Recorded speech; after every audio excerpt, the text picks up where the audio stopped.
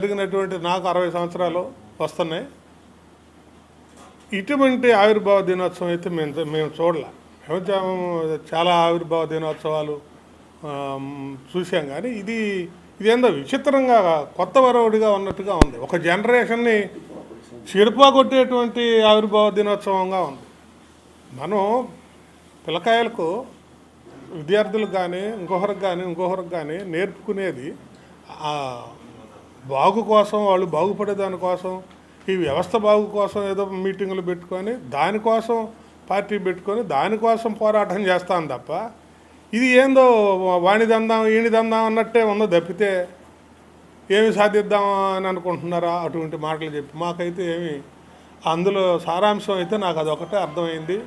దాని గుండా యువత, ముఖ్యంగా యువత అన్యాయం అయిపోయి తప్పుదారి బట్టి ఈ సమాజానికి మంచి చేయకపోగా హాని చేసేదానికి దగ్గరగా వెళ్ళేటట్టుగా ప్రయత్నం జరిగింది తప్ప